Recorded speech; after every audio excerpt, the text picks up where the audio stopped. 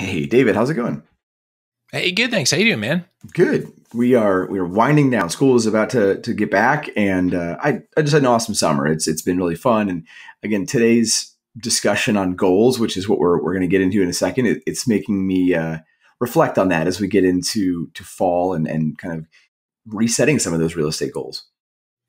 Yeah, it seems like there's some really good windows in seasonal shifts and things like that, where you're getting into a different gear. Things like kids going back to school, where you're just how your day goes. That it might make sense to stop and sit back and look at goals again. So yeah, with market shifts, with everything that's going on right now, this can be a great time to make sure that your effort is going in the right direction. Particularly when, as full-time pharmacists, struggle to find too many hours in the day to work on real estate. It's easy to just forget and keep just taking care of little tasks along the way without looking at the big picture.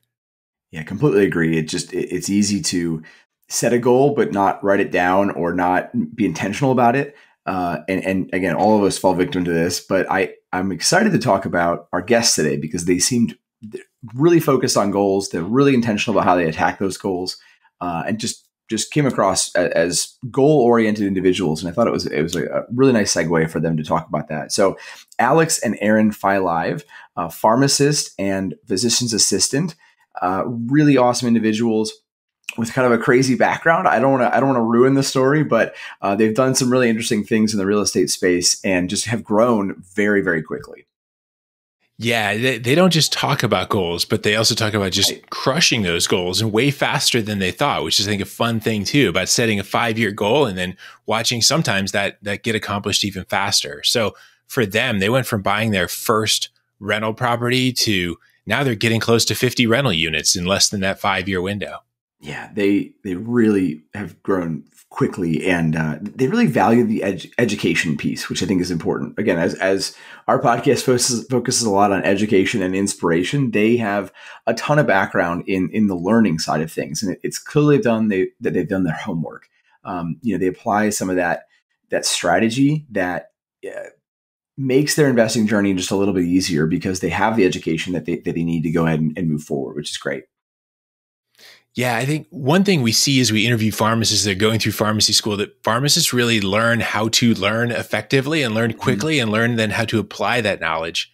And so today's guests really did that. They start out with some super relatable stories about just kind of slowly getting started with fixer upper houses, but going from there with some pretty advanced strategy pretty quickly, and how that strategy and how that learning gets applied in order to just ramp up so fast, whether it's working with contractors or seller finance. They touched on a lot of interesting topics along the way that accelerated their journey just by studying up and learning what they're doing well. Yeah, lots of good nuggets in here, lots of inspiration. So hope you guys enjoy it as much as we enjoyed conducting the interview. Here you go. Hey, Aaron, Alex, welcome to the show. Hi, Hi, we're excited to be Nathan. here. Yeah, Thanks for we're so having glad you guys us. reached out. Your story is incredible, and I'm just really excited to share it with our audience today. So, again, appreciate you guys being here. Why don't you jump right in, give us a little bit of background on the two of you guys? Okay. So I guess I'll start. So I'm a pharmacist, an overnight pharmacist. I work in a couple hospitals right now. I was born and raised. I was raised in Israel, and I was imported here by my lovely wife in 2009. And that's pretty much it. I love what I do. I love pharmacy. I love real estate. I really enjoy family time, and Yeah. that's my show. Yeah. Simple. I was born on the Eastern Shore of Maryland, near the ocean. I ironically I like the mountains more than the ocean. But my my career path was physician's assistant. I was supposed to go to pharmacy school with him. We decided we were going to go together, and then I wanted more people interaction, so I switched. But I appreciate definitely what he does. And then since really the pandemic, I've completely transitioned to real estate. Wow, that's awesome. Yep. Exciting. Yeah, so tell us about that. That's a big transition, obviously, from all the training that goes into getting a physician assistant training to a big shift into real estate. Can you tell us your real estate journey so far? What's taking you in that direction? Yeah, we've had a big journey. Yeah. So I guess our journey began in 2020 per se, but it was actually began a long time before when we always looked into real estate. We always looked into other income sources, and we actually had right before pharmacy school, literally literally before like the the month. month before, we opened a coffee shop, like a coffee shop in Salisbury, Maryland. It was A the bakery and best cafe shop. bakery. It was the best. Like honestly, it was the best coffee shop, cafe, bakery in town. Homemade breads, Wow. homemade baked goods. Yeah. So But going to school doing this. yeah. So literally, we were going. She was going to school before that, but I it was can't insane. imagine. So we were always trying to be an entrepreneur, and yeah, it was horrible. It was amazing, but it was horrible. It was a great business education, and that's what we took it as. So that was kind of what started our, like, we want to think outside the box of being like just a career minded. My father was always in business for himself. He was always an entrepreneur. He never worked for someone else, and so I kind of grew up in that household with that mindset. But there's also a lot of insecurities with that as well. And so Alex came from also wanting to embrace that, but also wanting to have a security. Like, we're Jewish, so he had to be a doctor, lawyer, or he kind of scooted by with a pharmacist. Close enough, right? Exactly. This is plan C. Doctor, pharmacy, and the pharmacy gonna be plan C. Yeah. So, but we wanted to do something different. It really kind of honed in on that more. 2020 was our year, but we started really looking into it 2016. Yeah. So 2020 we began our real estate journey, and our first deal was actually like we finally got So in 2015 we didn't have that much cash available to actually go and dispense it and dispose of it into real estate and activate it. But in 2020 we actually had some funds via refi, and we were actually able to start to do the investment. Well, we were in a different mindset too. Yeah. Like in 2015, we're like, we want to work. We were finally getting a paycheck for the first time. That was like No, it was not a real like paycheck. $10 an hour. Like it was nice. And so like we were very happy and comfortable there for a little while. And then we had I found out I was pregnant. And then I had like an emergency C-section and had a birth at 24 weeks instead of 40 weeks. And so that kind of like made our whole rocked our world, first of all, but it really made us have to shift our mindset. We had to go from a position of 9 to 5 is great to this is not going to work with our lifestyle. Like I want to be able to be present for every moment that's going on in this NICU experience and all that. And so I was, thank God, able to quit work, but he had to work 3 jobs. And like we're like, okay, once we kind of got out of the whole situation, he was home and more stable. Like we had like a big talk. We're like, okay, something in our life needs to shift. What we're doing isn't going to work. And luckily we're surrounded by entrepreneurs. So we just kind of started educating ourselves. And that was like what we spent the next couple years doing, is really education. And he liked real estate a lot. I was kind of on the fence. My dad had a rental when I was growing up, and there were horror stories around it. And so that was my perspective of rentals, is like, don't. But he didn't have that perspective, thank God. No. So. Well, I love that perspective though, because so many pharmacists and other, again, professionals graduate, get into the weeds and think, man, I'm locked into this. This is the only thing I can do. And again, we're really supportive of pharmacy careers, professional careers, and all that. And I think there's a balancing act to be found. And what you guys are trying to do is find that balance. And you're doing that through things besides just your career path. And I think that's really cool. And if we go back to, right, so that first early on, you graduated, you've got all this student loan debt, presumably all the other things going on. And you guys are like, all right, I want to jump into something different. You've got the coffee shop running, and you bought a fixer upper, right at the beginning as your first primary residence. Tell us about that a little bit. Yeah. So we actually did 2 things. So we stayed with our parents for a little bit in the beginning. Yeah. And then we decided to buy a house, but before that, we actually decided to do what are we doing? Are we doing renting or are we doing buying? So I'm a really numbers guys, and it's okay. What is the break even point? Because when you're buying a house, it's not you're buying a house. You're buying a liability with everything else. You're gonna have an HVAC gonna fail on you. You're gonna have something gonna happen. Yeah, it's not just your mortgage payment. Yeah, so that's what people tend to forget. So we kind of did an analysis, and we said, okay, if we have this house for 5 years or more, then it makes sense to buy it. if we're gonna be in this area less than 5 years, it's not worth buying because of the closing costs and everything, which we're going to break. And then, we're just gonna say we're gonna rent and put our money elsewhere, because we're not gonna put the money into, like, spending to no reason. We're gonna spend it on something else that makes money, or something makes sense for us. So we ran the numbers and said, okay, you know what, we're gonna buy it. It was a beautiful property. There was definitely an emotional component. To it, but it was a 1920s farmhouse on 3 acres. It was beautiful. Yeah, it was amazing. Well, okay, actually, it was nice, but like. But like we walked through it, like we could see, like there was, under the carpets had been there since 1960. Like there was original beautiful hardwood floors, and like the architecture of like the staircase, like everything was, there's so much potential. And so we knocked out some walls, we opened it up, and so we decided to buy it. And then we, right after as we bought it, we doing a renovation. This is what it was 2016, where my wife went to the pregnancy emergency. So everything stopped, and we've been like 6 months, nothing happened to the house. And eventually we finished it up. We lived there. We did a lot of that ourselves. Yeah, pretty much everything ourselves. And then that's a big learning. Times. Yeah, so this was actually a big thing for us, because that taught us what can we look for in a house and what to expect for renovation wise.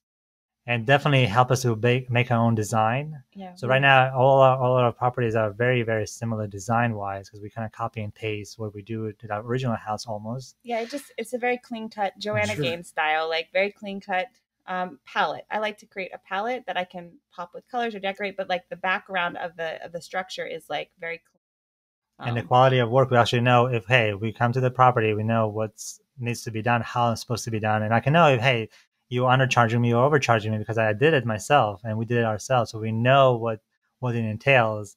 And when you go to a property and you see, hey, it's really ugly, but hey, I know I can make it nice. As long as the you price can see right. past it. So that's kind of, I think our first house that we bought was actually pretty. It was an educational experience, just like the coffee shop had, the same business wise. It's more like a real estate. Hey, instead of going to a $20,000 course to learn what to do, here's a house, fix it up and do it.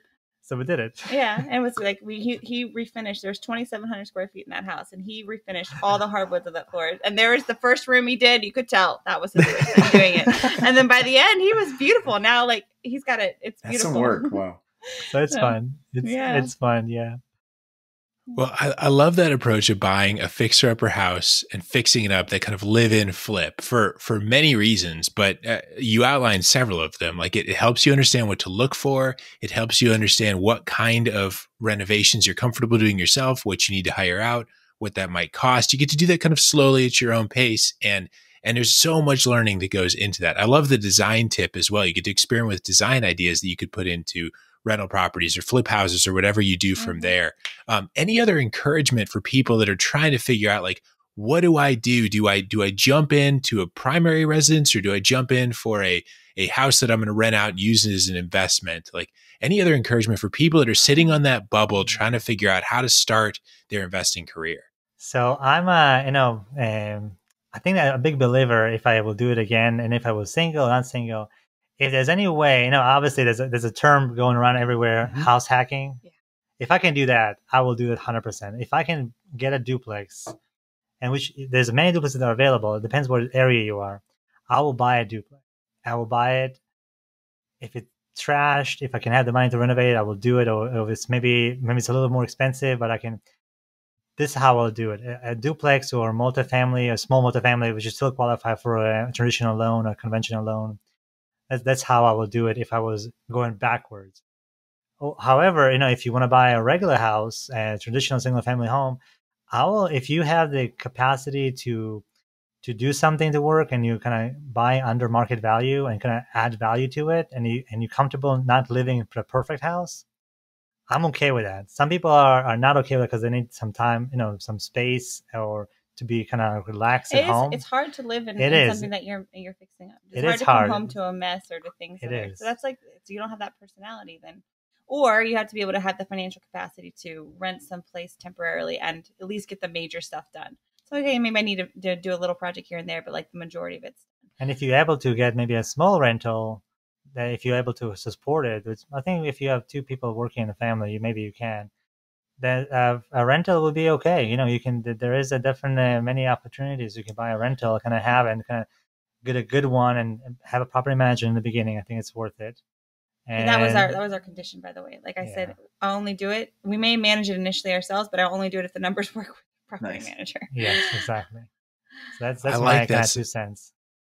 No, I like that a lot. And with all of the learning that goes into that, you're starting to hint at some things that you were looking for in that first deal, like that it cash flows with the property manager in place. So tell me about that transition from 2015 to 2020. You worked on this house, you built equity, you somehow tapped into that equity, cash out refinance or HELOC or something, I'm imagining, that propelled you into the next investment. So can you walk me through those steps? Yeah. So we did tap into an equity, not specifically this property, it's something else. But we did tap into the equity and we were able to refi and get some cash out. So we were actually 2019, actually, we were able to start investing. And we looked at many, many, many houses. It was horrible houses. But we looked at them specifically because they were low budget. And we knew that we can come in and do the work ourselves. We knew that we were able to do it. And we didn't, me and my wife and my father-in-law, we can do it. Yeah. And 2020, we finally got a property that was pretty cool situation. So we had some money down and we kind of offered the person, hey, how about we give, it was a completely no mortgage on the house. It was outright. In a estate sale for something like that. And I say, hey, how about I'll give you 30% down. I'll give you a higher price that you want for your property, well, meaning a negotiated price a little bit, but I will give you higher than my negotiated price originally was for cash offer, but you will finance it for 5 years, like owner finance. And I offered that and they took it. And then we have a family member that had some cash and we said, hey, we need this money for renovation. Are you okay lending us for this price? And you get in the end of the term, when we refi, you will get all the money back. And I said, yes, we did it. And within 9 months, 10 months, we were able to. It was a great experience. Oh, yeah. Well, yeah, exactly. So it was, everything did ourselves. So we learned a lot. Wait, first of all, even though my dad's a GC and even though we've done our own house, like we still went in there and we're like, our budget's going to be like 25,000. And it was double that. But we 50. Ended up, but then we knew, but again, we hadn't really, we could have probably done it for 25, but it wouldn't have been like to the standards that we decided we wanted.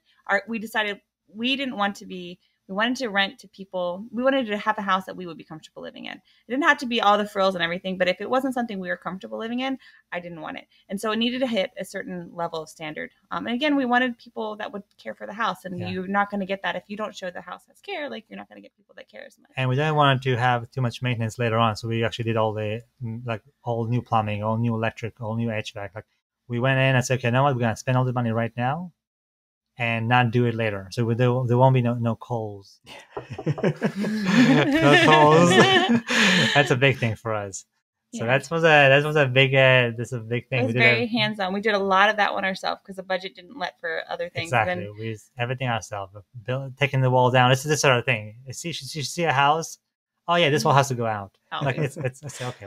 Whatever. I always complain about it, but she always does it anyway. It always looks so nice, like especially these older houses in our area. Yeah, so we built kitchens, we put everything together. The main stuff, then the electric, the plumbing, HVAC. We get professionals sometimes, but we got burned twice. But we learned, and we eventually through this burn, which everybody gonna have that. Just that's anticipated. You're gonna get burned a couple times until you find the right person, and then you treat the person really amazing. Well and be willing to pay more. I think that's the biggest thing. Initially we're like, you're the cheapest, it's amazing. And we knew, we're like, even like my dad's on top of it, he's watching, and then we're like, this is not gonna work.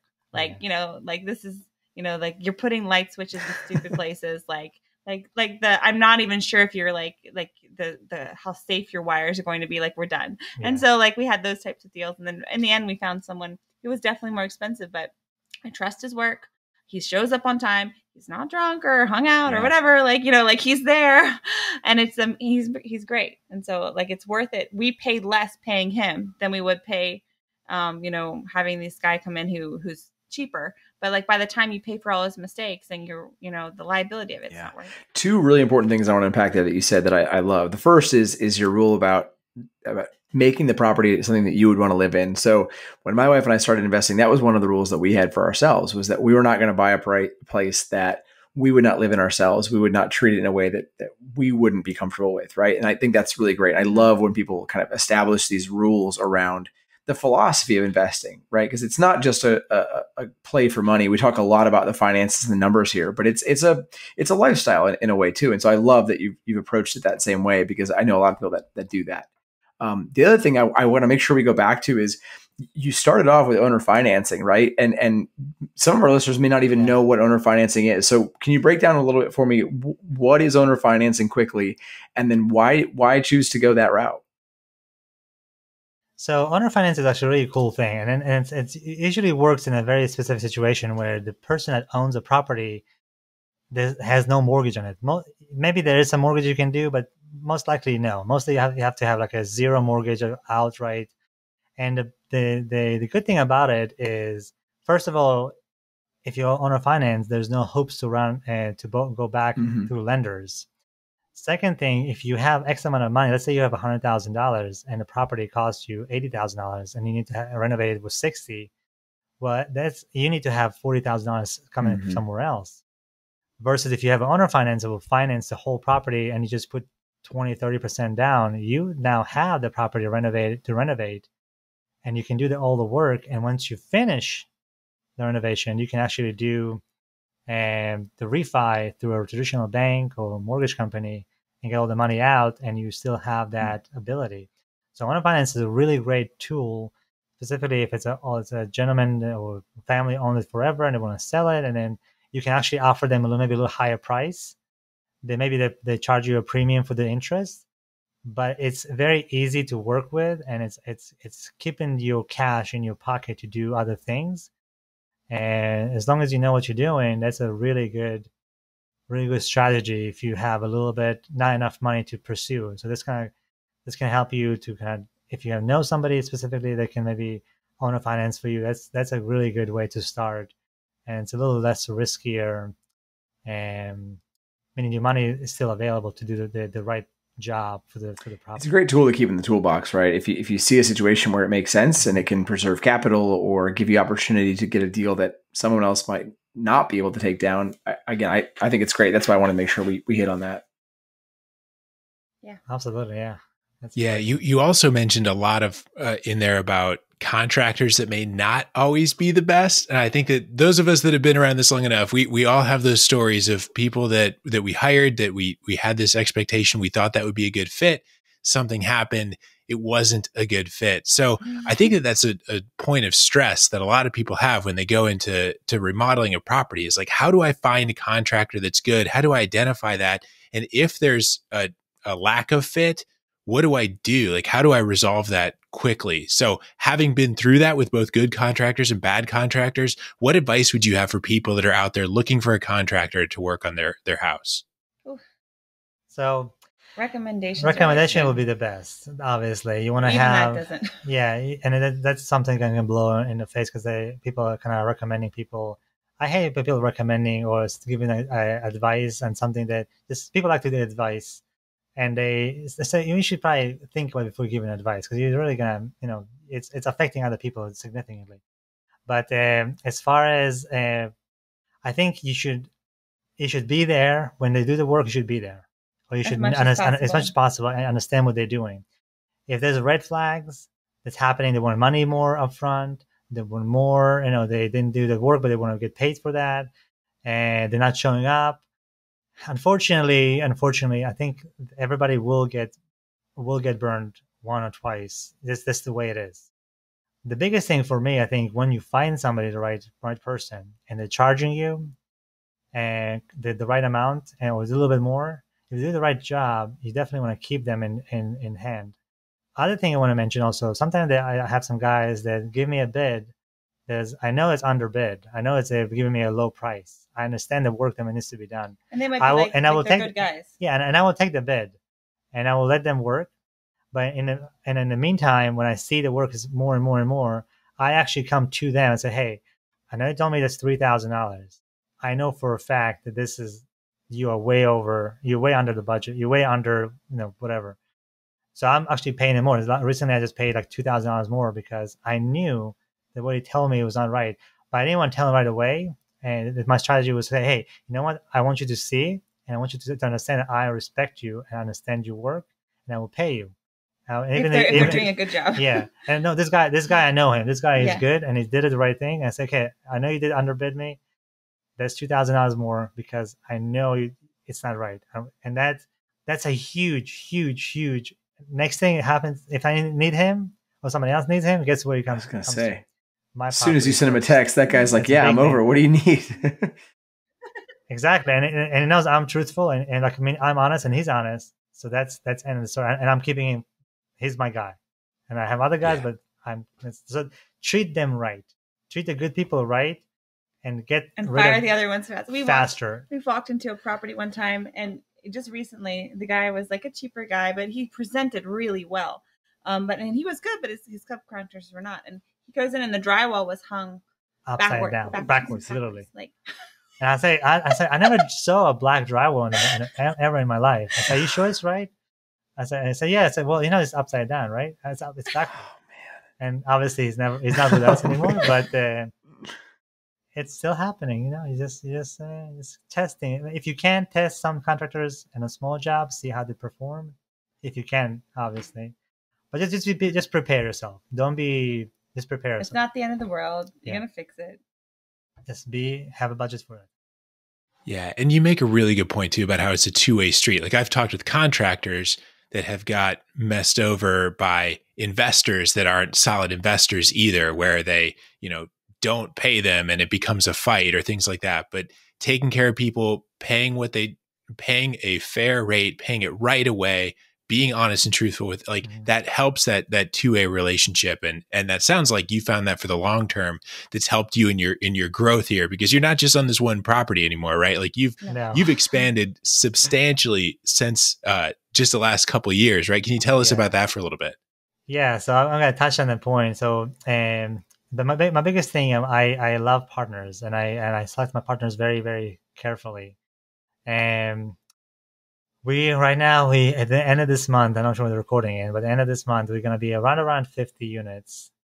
And so that's going to be phenomenal.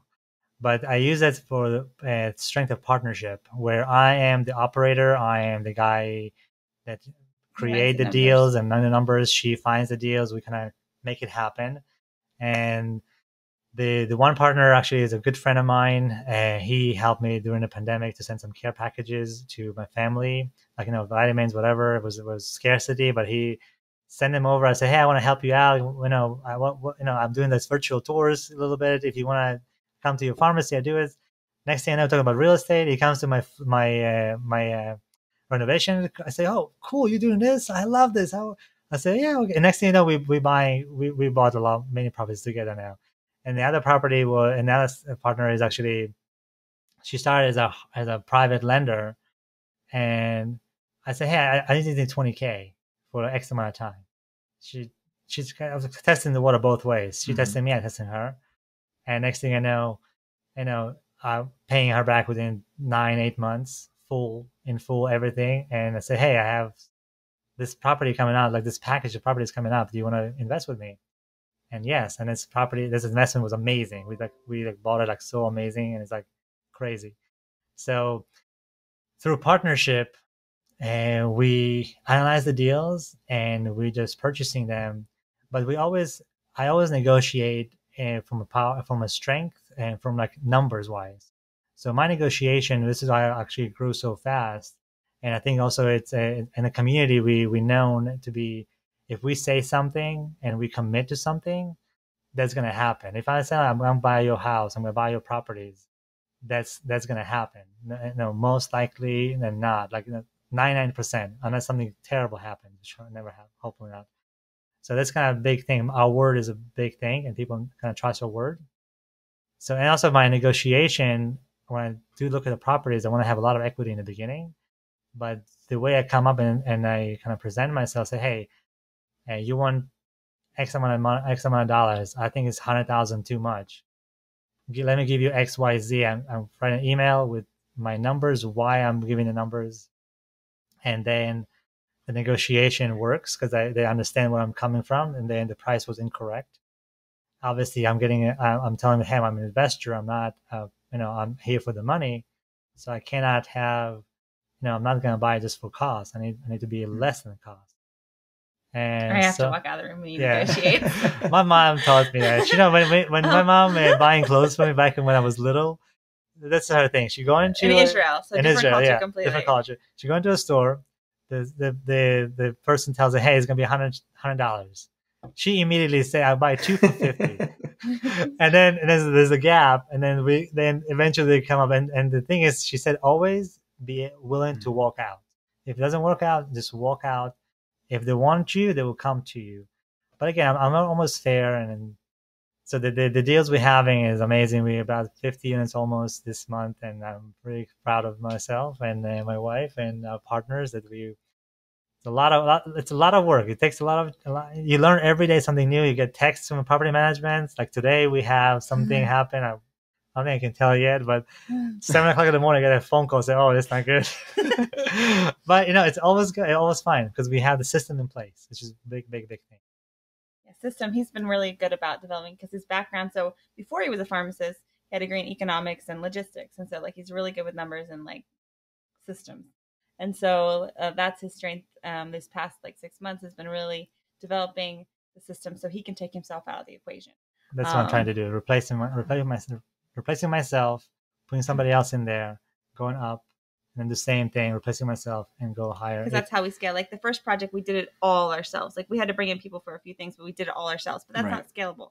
You can't go to 50 units if you do it all yourself. And so that's what we've been really working on, is the scaling. Yeah, scaling up and replacing. And how about financing through all of that? I know obviously with partners it can get variable, but is it a lot of private money? Are you doing a lot of conventional loans? Are these commercial loans? What is that looking like? Or is it just vary based on the project? So it varies, and we have different kinds. Like my personal properties, we have traditional loans, like 30-year mortgages on them. Just easy because they obviously as a pharmacist, you're making enough, so you're bankable. Right. That's what I call you. You're a bankable person. So they work with you up to a point. But then the other thing, we have some hard money, and we use them a little bit, maybe once or twice. Private money, yes, we have a lot of private money coming to us, but more like mortgages. But then the other one is actually private and not private, local banks. You have to develop a relationship with a local bank, and that's kind of I would say it's a big advice for some people if they want to listen to that. I will go to a branch and stick with a local bank if possible. So I go only to one branch of the bank, and I develop my relationship with this one branch, because it's matter how much funding you put in through that, how much volume you put in through this bank, through this branch. It's values. And also treat them really well, because like a lot of like with a lot of our closings, they're like, everyone was talking about, oh, Alex was so nice, he's so sweet. Like everybody's like, like, because he goes in there, he's nice to everybody. It's not just like the guy you're dealing with. Goes a long way. People notice that. Yeah. So local banks is a big thing. If you can develop a relationship with a local bank and you prove, obviously you need to have more down payment. This is where the private money can come in through partnership. But local banks are really, they want to work with you. And that's what they're making. This is how they make the money, through loans. And if you are proving yourself and you man up your word and you do what you say you're going to do, and you actually provide value, and you kind of increase the value of the properties as well, they'll work with you. And they will work with you amazingly, and eventually you're going to be on I can text the VP in the bank and say, hey, I'm doing this. Can we meet? Sure, let's talk about it. So just build a relationship. And yes, you will probably use hard money if you need to. It's a good idea to work with them and understand the process. You need to have private money. Yes, it's definitely going to help you a lot to kind of make the deal in the beginning to go first. But learn the process, learn the finance, learn who is in the business. Go to the meetings and find other investors that do that. Maybe you can provide value to them. And there's so many investors like us and like you. I know if somebody asks us about real estate, we are like, let's talk about it. We love to share. We enjoy it. We enjoy this topic.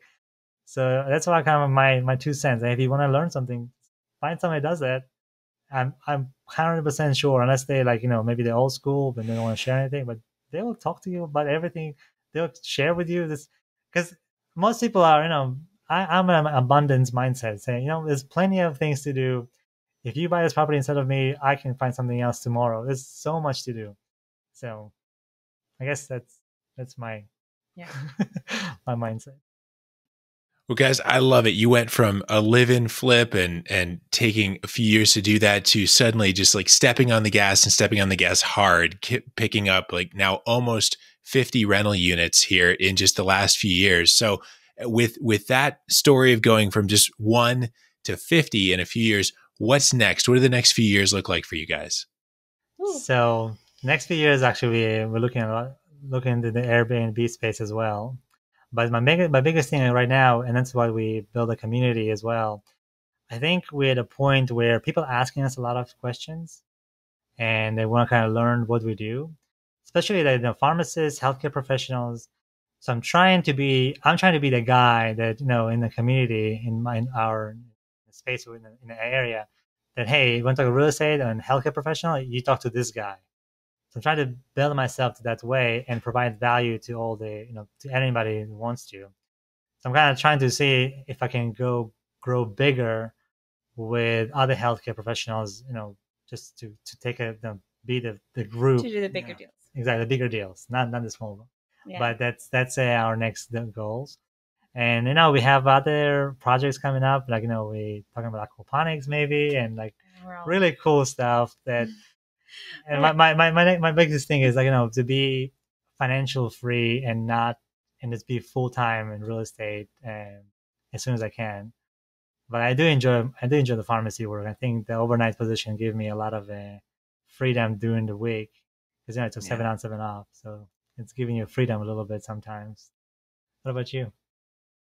I don't know. She has a 6.5-year-old that's running the show. Trying to survive each day sometimes. Like our goals. I think our biggest thing is like we really took down like the principles of success. Like write your goals down. So we wrote our goals down a year and a half ago, 2 years ago. Yeah. And completely met all of our 5-year goals in much, much less time. So now we have to really sit down and rewrite out our goals. That's been like we've been very busy this last month, but that's like the thing that we need to sit down and do is because we want to grow big, but how exactly do we want to grow? And like, do we want to make sure that we're challenging ourselves? And then we want to go into some short-term rental type stuff. And actually we just put a contract that we're going to be short-term rental. Cool. Excited about. But like, like where are we heading? So I love the intentionality of that. And again, I think your design style will help a bunch with whatever short-term rentals or whatever you go to next. So that's really cool. So I want to take a second and flip to our final segment, final infusion. 3 questions we ask every guest on the show and get your take. The first one is, what's one tangible strategy that you that helps you make sure that your investing works hand in hand with your career as a pharmacist? So you need to be, first of all, you need to be aware of your financial situation, where you're at, how much money you actually can dispose and allocate. And I think the biggest thing is if you can find somebody to not mentor you or just kind of show you the ropes, it will be amazing. And for me, I'm a very conservative guy, so I will actually look at the deal, I analyze many, many deals, and I'll can go into analysis paralysis sometimes. My other half, she like, yes. I'm that's my problem. I walk into a mess, and I'm like, I look past it, I see it, I'm like, it's so beautiful. And he's like, there's insulation falling down. So like we balance each other. Yeah, so just know your financials and just do your homework and analysis and kind of see what can you make really. What's the goals? Are you making you want the value? You want cash flow? What is your maybe some simple goals will be definitely helpful a lot. And like you want to go rentals, you want an Airbnb, you want this flip, whatever you want to just kind of have some sort of goal. Yeah, real estate's very broad. Yeah. Narrowing it down, finding like your specific niche, at least to start. And I mean, everywhere you end, but like start. No, absolutely. I think a lot of pharmacists resonate with that analysis paralysis. So I like those tips of like find people to balance that, narrow in on what you're doing. I love it. I think if you can partner with somebody, and if you're not ready, a partner will be a good idea. If you know each other very, very well, trust each other, a partner is I'm all for partnership. That's it. Love it. What's one resource that's been most helpful to you in your real estate journey, whether it's a book, podcast, person, author, website, whatever that would be? We are big fans of Bigger Pockets. So I think we started out listening to them when they were only in a few hundred episodes at that point. Even if that, way before, they were just getting started, and they've been a major resource, especially just like the books. Again, like we talked about success principles, and there are certain ones that are just across the board, no matter where you go. And I think that they do a really good job of applying them to real estate, especially we really love Brandon Turner. So their podcast guy, I think he really has that just amazing mindset, and just his it's pretty Brandon cool. Turner on Bigger Rockets. All right, and then you guys have dropped a bunch of these already, but I love your advice, and I want to hear more of it. So, what's one piece of advice that you'd give to a pharmacist that's contemplating a start in real estate investing? Do it. Don't. I think that's the biggest thing. Is like sometimes you get stuck. Mm-hmm. We got stuck, and you're like, it has to be the perfect deal. Everything has to be lined up. Everything has to check every box. Just start. Find one. It may not be the perfect deal. Make sure you're not going to lose your shirt. But it doesn't have to hit every single box. Sometimes you just need to start, and then you get that momentum moving. It's like the snowball rolling down the hill. Like you'll get more going on, and you're going to learn from it. But if you don't start, you're never going to learn. Yeah. But and not now though. Make sure you don't buy an emotional. If you can buy a non-emotional like buying, then it's gonna be amazing. Because then you don't want to buy something like super expensive that you can think is gonna be amazing. Just do a little research before you do that. But but yes, if you can start, just do it. And just do it. And that's what I will do. I love it. I love the energy. I love the momentum. I love the nuggets you're throwing out there that are helpful tips for people. If people want more, where can they find you? How can they get in touch with you? So we are on Instagram, Failaev Alex. This is my last name, my first name. We starting our YouTube channel, but it's not active yet. So we kind of just want to usually do videos on Facebook and also video on Instagram, like more long. Like 10 minutes or so, kind of showing stuff around and giving some value add to people.